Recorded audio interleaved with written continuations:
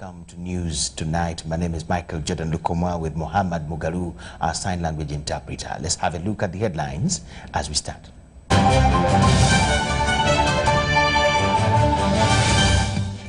President Museveni advises dairy farmers on milk prices. Police advises persons holding personal firearms to be vigilant. South Sudan President Salva Kiir and opposition leader in another round of peace talks, while 3 league games are lined up this Tuesday.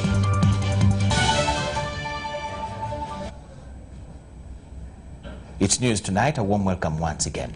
President Yoweri Kaguta Museveni, in a first story, has advised dairy farmers in Uganda's cattle corridor to carry out a clear and well-researched analysis on the prices of milk on the international market to arrive at a collective and informed decision on the price of milk in the country.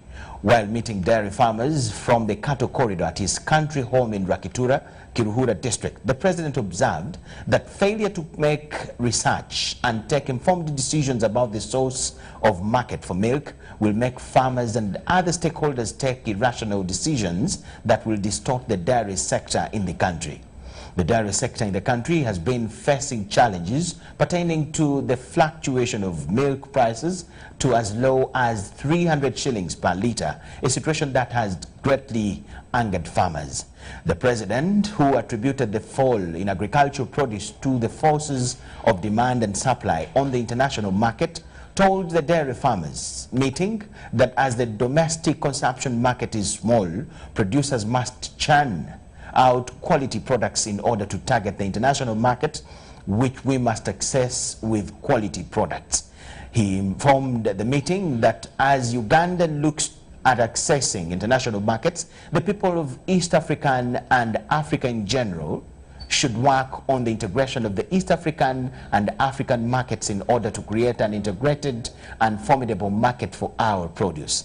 Addressing himself to the request by the farmers to be given government subsidies in the wake of the fall in produce prices, the president stressed that it was unattainable for government to refocus funding resources from crucial development sectors like numerous infrastructural areas to subsidizing farmers. He added that taking such a course of action would negatively impact the economy and the country's development agenda. President Museveni, however, informed the meeting that he had secured a big milk and meat market in China that they should move to exploit. He stressed the need for high-quality milk and beef if they have to access the Chinese market, because they are not alone in the marketing of the mentioned products. Milk producers on their part requested government to avail them affordable loans to start their own cooperatives and build own processing plants in order to preserve milk and access international markets. Usose okuyimira ku masogo okuva kakiiko kakusobola twafa ali muntu ekizibu ekisinga kye tulina kaakati naye mukkirize nange neyongere kuba olala bonna okwebaza tuyinza okukola poliisi ng'abakulu abamu bwe basabye wano. Transparency Uganda has called government through Ministry of Finance to halt the diversion of 450 billion petroleum fund to finance the 2019-2020 budget. Dr. Peter Wandera, the Executive Director at Transparency International Uganda, says that withdrawing this money for other use may fuel corruption in the oil sector. We have details with Susan Naonga.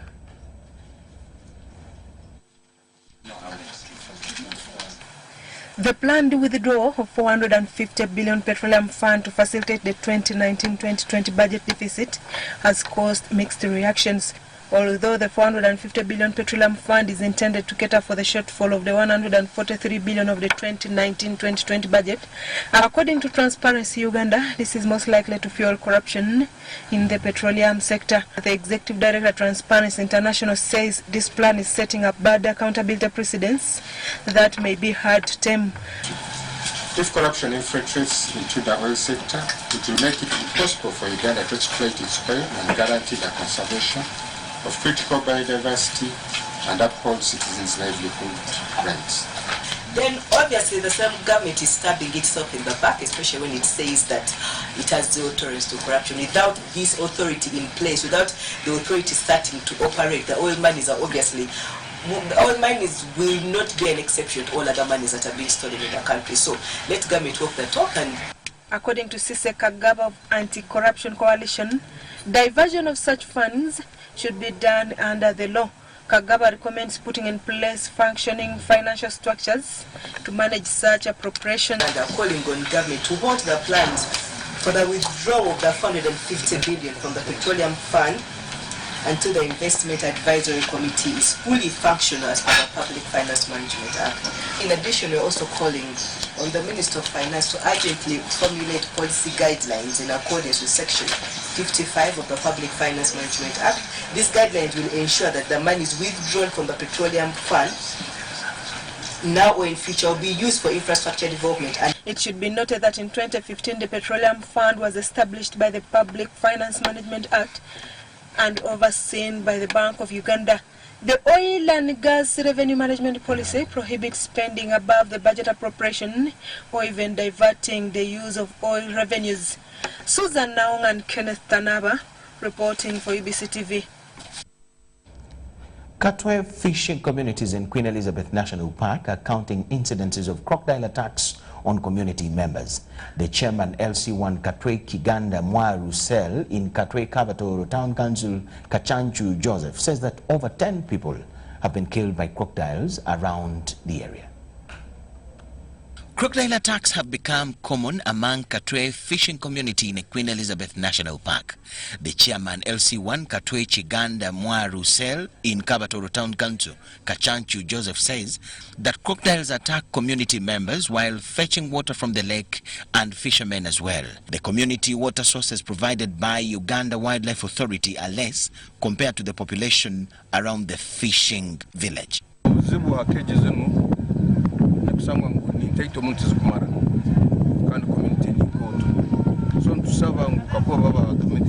Government should fence some parts of the lake to prevent people from accessing it.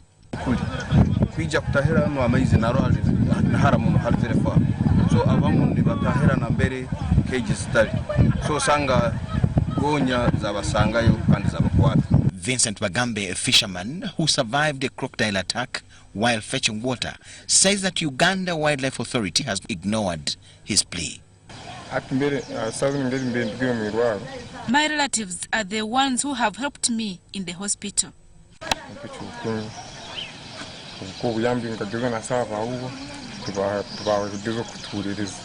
The residents are calling on the Uganda Wildlife Authority to their rescue.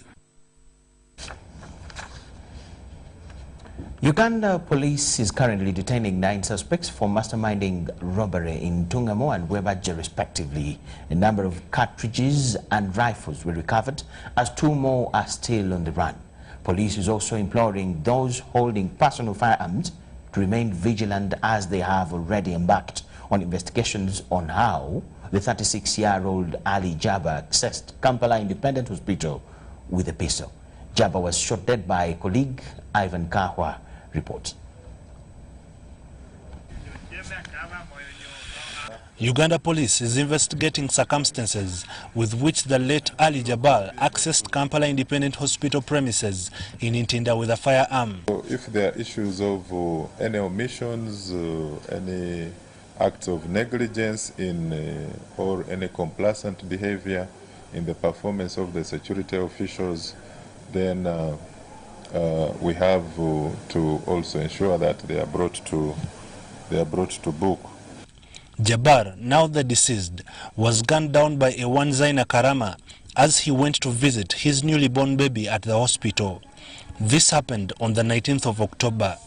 Police confirms that Ali Jabbar disengaged the magazine, but the bullet had already locked in the chamber. And went on to hand over the gun to one called Zaina Karama, and she kept on fidgeting with it and accidentally pulled the trigger and shot him through the chest. Police is also holding a Rwandan national for engaging in a gang-packed robbery in Intungamo district. 4 guns, 3 motorbikes, facial masks and cartridges were recovered. He is detained alongside 5 other Ugandans. He's amongst the suspects whom we are now profiling. Already we know that he had 2 homes here in Kampala and then 1 in Sembabule. He also has a home back in Kigali and then in South Africa. 3 others are in custody over a related mission in Webaja, as 2 are still on the run.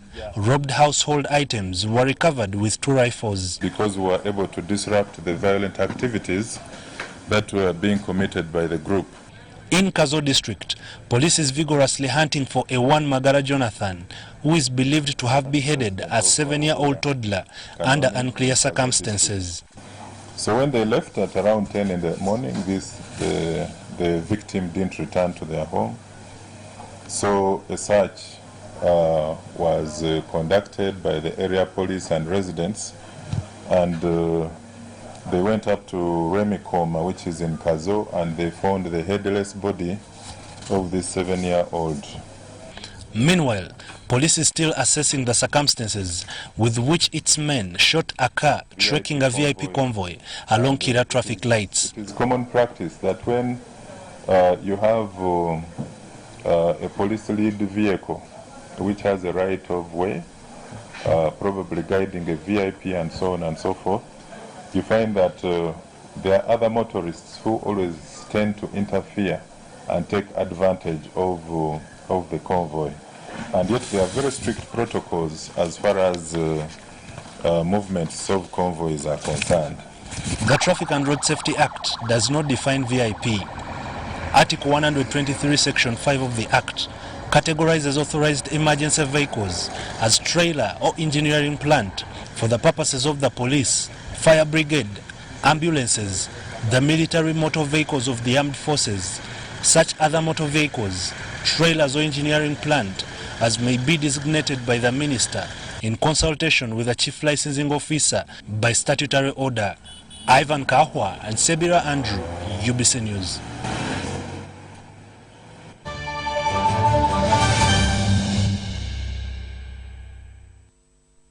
We thank you so much for watching and welcome back from that very short break. Moving on, the Uganda prisons have partnered with National Enterprise Corporation to be the official supplier of agricultural fertilizers. The Commissioner General of the Uganda prisons, Dr. Johnson Byabesaije, says that this is intended to reduce on the huge sums of money being spent on fertilizer importation. Uganda Prisons has an agricultural component with over 10,000 acres of land dedicated to maize production annually. 9,600 acres for cotton are produced annually and 1,000 acres for seed hybrids. The institution has partnered with the National Enterprise Corporation, which is the commercial arm of the Ministry of Defense, to be the official supplier of fertilizers. The second season 2020, which we call 2020 season B, we are going to use Osukuru based fertilizers, inshallah.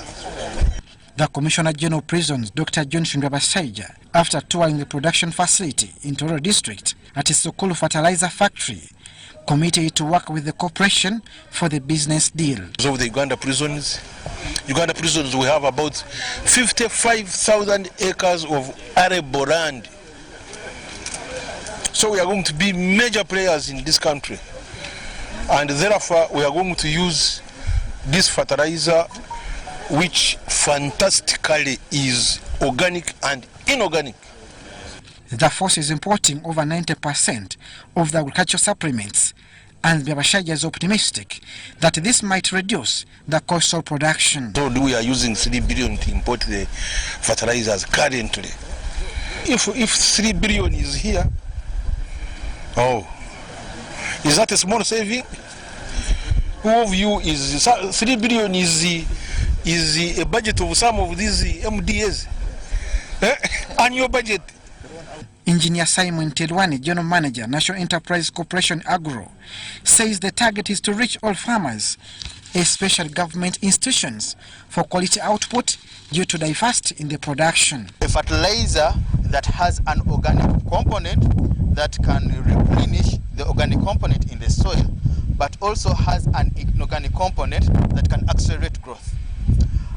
So when a farmer uses our fertilizer, he will be in position to increase his output by at least 40% in the first year. I know that provides the nutrients the crop wants for the crop-specific fertilizers, number 2. Number 3, it is cheaper than what's on the market. Number 4, when you go out to the market, you're going to get substandard fertilizers.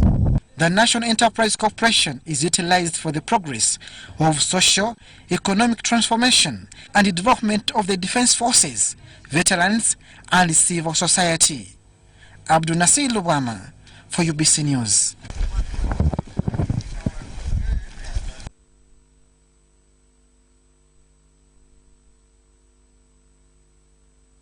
Yes, we thank you so much for watching UBC TV News tonight. Now, we're taking a very short break, but on return, there will be a symposium, a second of its kind, about intellectual property. What is intellectual property and what will be embedded within this symposium?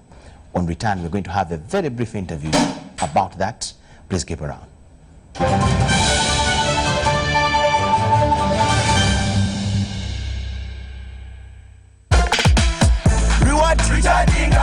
Check target. Dial star 162 hash. Get 100% on data and bonus. Win instantly with Mega Masape. Just recharge and hit your target.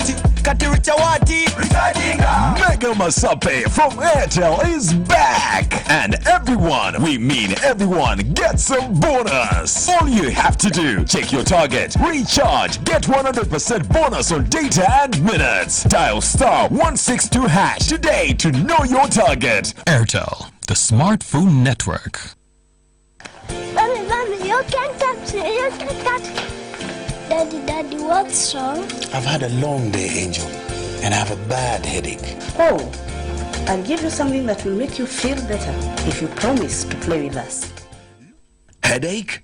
Toothache. Unapoumwa, unataka kitulizo kwa haraka gani? Mara moja. Pain and fever reliever.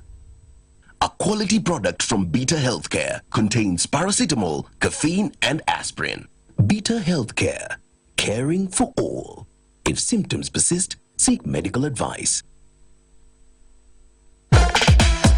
Reward recharging. Check target. Dial star 162 hash. Get 100% on data and bonus. Win instantly with Mega Masape. Just recharge and hit your target. Kati Richawati. Mega Masape from Airtel is back. And everyone, we mean everyone, gets a bonus. All you have to do, check your target, recharge, get 100% bonus on data and minutes. Dial star 162 hash today to know your target. Airtel, the smartphone network.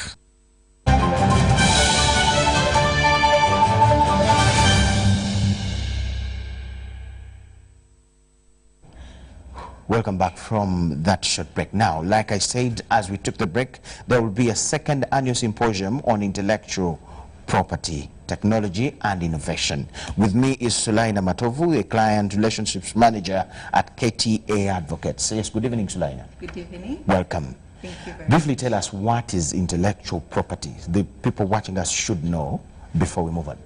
Well, intellectual property, these are rights that protect the creations of the mind. Okay.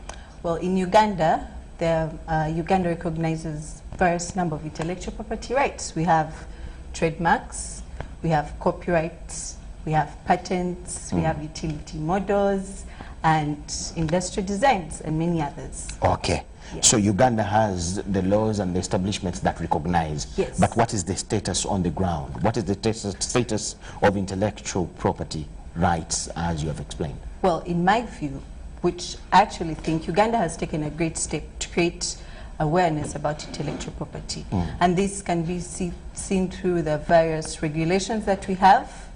And we've also seen URSP has tried to create awareness through the numerous, I've had quite a number of adverts on radio trying to teach people what IP is, why they should protect their intellectual property rights, how they can do it.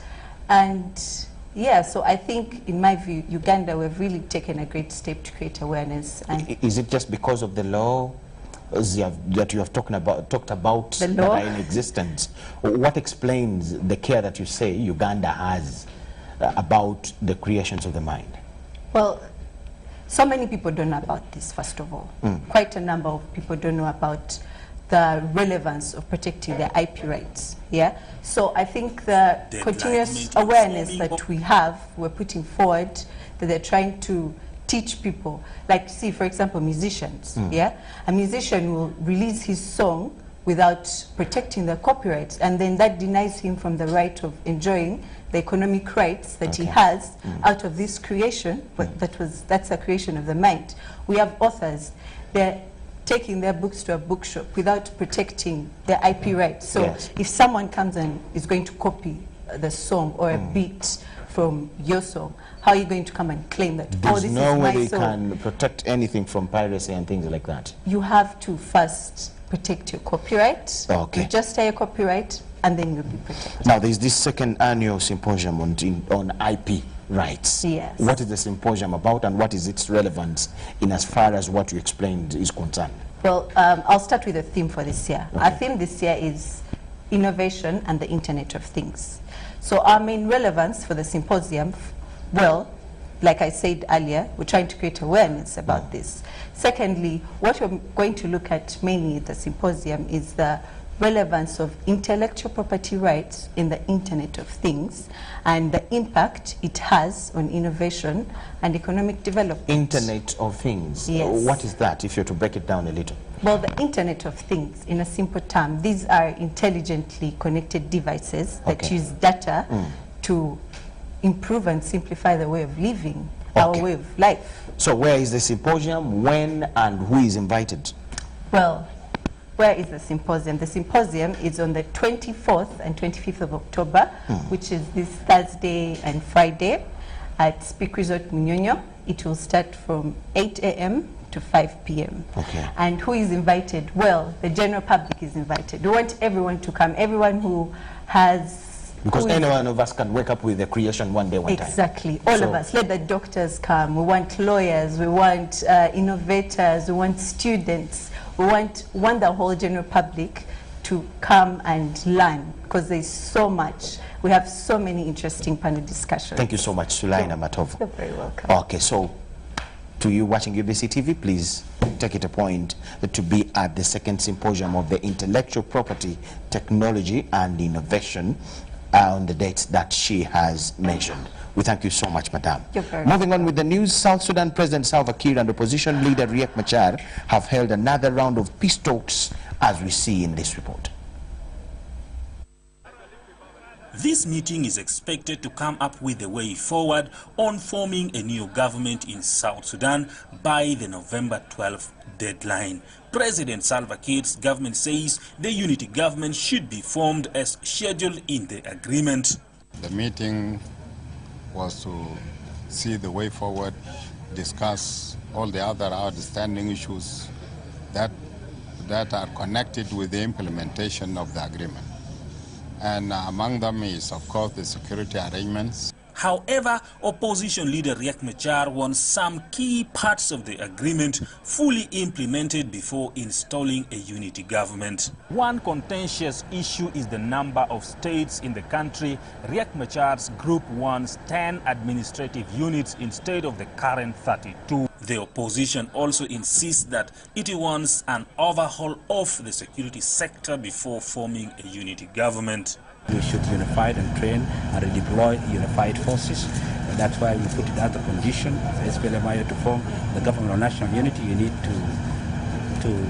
to solve the issues of the security arrangement.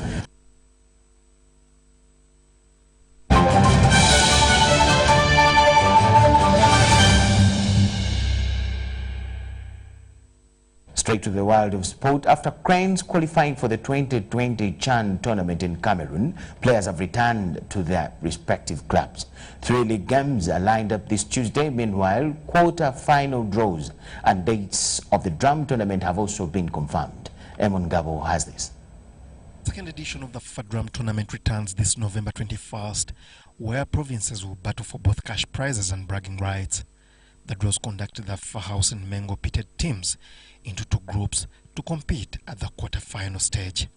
Unlike last season, where the provinces that advanced from the group stages made it to the knockout, this time there is a preliminary round where 8 teams that qualified for the championships will battle in the playoffs in Gulu and Lira districts. Title holders Buganda, last season's runners-up West Nile, by virtue of reaching the finals, were seeded into 2 different groups. Buganda in Group A is to play Acholi, Bukedi and Toro, while West Nile, on the other hand, will play Lango, Busoga and Bugisu. 30 million shillings is up for grabs for the winners of the games that start November 21st, with the finals on the 30th of the same month. This is an opportunity for us to close the drum in a much better way. You recognize that we changed the format like we promised. One of the reasons why we changed the format, we wanted to have the games on TV, and this we shall be able to deliver. We also wanted to have a good opportunity to market these games better, and that's why we're doing this particular launch of the playoffs a month in advance, so that we can, drum up and finish all the logistical requirements required, and such that the teams can also have ample preparations so that they can give us a good event. Meanwhile, the National Football League returns this Tuesday with 3 games at hand. Viper Sports Club hosts table leaders Bull FC, Chetme FC hosts Proline FC, while KCCA play Maroons FC. Team that you see now, the standard of coaching has improved. Most of the teams try to use the ball, So in the end, it is entertaining for the fans. Tactics put aside, they may use the ball, but then have different tactics when they're using the ball. So I expect a good match. As always, Baroons have always been. That project has always been ushering good players, and they have had that identity. It is not just Douglas and Wayne. It was put there in place, and whoever has always come in has continued in the same philosophy of trying to play attacking football.